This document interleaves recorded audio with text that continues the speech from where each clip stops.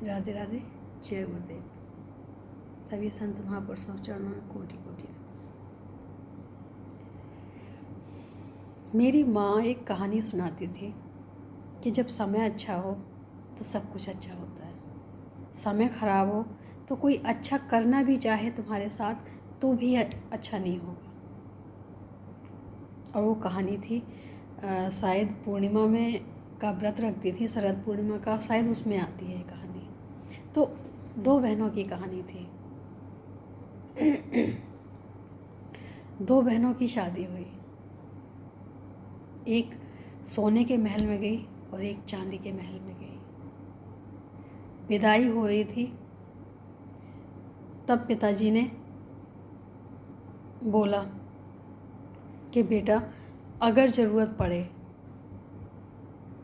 तो एक दूसरे का साथ देना। और ये चांदी वाली जो महल की लड़की थी उससे बात कर रहे थे। तो उसने बोला कि बड़ी बहन जो है वो सोने के महल में जा रही है, सोने के महल वाले को क्या तकलीफ़ हो सकती है, कैसी बात कर रहे हो आप। तो उन्होंने कहा कि समय का कुछ पता नहीं होता बेटा, कभी कभी बड़े बड़े भी मिट्टी में मिल जाते हैं। तो उन्होंने अपने पिताजी की आज्ञा समझ के स्वीकार लिया। क्या एक तो ऐसा कभी टाइम ना आए, समय ना आए, और अगर ऐसा कोई समय आया तो हम ज़रूर साथ देंगे। तो जब विदाई हुई कुछ ही समय बीता था कि किसी और राजा ने सोने वाले जो महल की लड़की थी उस पर हमला कर दिया और जीत के राजा को निकाल दिया, देश से, घर से निकाल दिया, महल से निकाल दिया और देश से भी निकाल दिया। उस वक्त राजा ने बोला कि अब मैं तो जा रहा हूँ कि कुछ कमाने के लिए, कुछ खिलाने के लिए लेके आऊँ तुम लोगों को, लेकिन तुम लोग कहाँ जाओगे। तो उन्होंने कहा कि हमारी बहन जहाँ रहती है हम वहाँ चले जाते हैं बच्चों के साथ। तो बोले ठीक है। राजा चला गया और ये प्रसाद के ऊपर ही है कि प्रसाद का निरादर किया था राजा ने, तो उसके साथ ये घटना घटी। तो उन्होंने बोला कि ठीक है मैं जाता हूँ, तुम अपनी बहन के पास चली जाओ। अब उसको संकोच हुआ कि हम बड़े हो गए अपनी छोटी बहन के घर कैसे रहेंगे। बच्चों से बोला कि बेटा एक लोग चले जाओ, मैं यही हूँ, और उनसे बोलना कि थोड़ा सा धन दें जिससे हमारा दाल रोटी का गुजारा हो जाए। बेटा गया, जब उसने देखा तो उसे अपने पिताजी की बात याद आई और उसे रोना आ गया कि कहाँ सोने के महल वाली, कहाँ हम चांदी के। फिर भी उसने बच्चे को रखा, नहलाया धुलाया, कपड़े अच्छे पहनाए। उसके बाद जब जाने लग गया तो बोले कि बेटा ये लो, कपड़े में उसने कुछ धन बांध के दिया। तो बोले ठीक है। फिर वो लड़का जब जाने लग गया तो वहाँ पे एक स्वान आया और वो स्वान जैसे ही बच्चे ने देखा तो उसे डर लगा, तो उसने पोटली अपने बगल में दबा रखी थी। डर की वजह से वो नीचे गिर गई। जैसे ही नीचे गिरी उस स्वान ने उस पोटली को उठाया और आगे चला गया। बालक रोते रोते अपने माँ को सारा वृतांत सुना रहा था। तभी बोली कि कोई बात नहीं बेटा, हमारा भाग्य ही खराब था, तुम कल फिर चले जाना मौसी के पास। तो वो कल फिर गया अपनी मासी के पास। तो उसने फिर सारा बताया कि जो हुआ उसके साथ। तो मासी ने क्या किया कि जो एक पाइप लिया, पाइप में जो भी भरना था वो भर दिया और बोला कि जो भी आए इसको छोड़ना मत, इसको मारते रहना लेकिन छोड़ना मत। बोले ठीक है। ठीक उसी जगह पे वो स्वान फिर मिल गया। बालक ने बहुत बचाने की कोशिश की लेकिन फिर भी वो ना बचा सका और उसको वो छोड़ना पड़ा पाइप। स्वान ने उस पाइप को लिया और चला गया। फिर माँ के पास जाके उसने सारी कहानी बताई।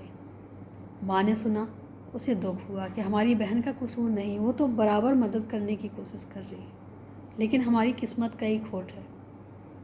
तो उन्होंने कहा कि तुम फिर चले जाना कल। वो तीसरे दिन गया, तीसरे दिन सारी बातें बोली। तो उन्होंने कहा कि ठीक है, अब तुम ऐसा करते हैं कि एक कपड़ा लेते हैं, उसमें सिलाई कर देते हैं, जो भी धन है हमारे पास उसके अंदर सिल के भर देते हैं, और इसको तुम दबा के ओढ़ के रखना, इसको छोड़ना मत। उन्होंने कहा ठीक है, ऐसा ही करेंगे। वहाँ जाते ही वो स्वान फिर मिला। जब स्वान को देखा तो स्वान सिर्फ वो कंबल को ही खींच रहा था, वो कपड़े को ही खींच रहा था। बालक था, इतना ज़्यादा उसे था नहीं, डर की वजह से छूट गया हाथ से, तो वो भी लेके चला गया। जब गया माँ को फिर सुनाया। माँ ने बोला कि चलो हम यहाँ नहीं ला सकते हैं, तो हमें ही चलना पड़ेगा, चलो हम भी चलते हैं।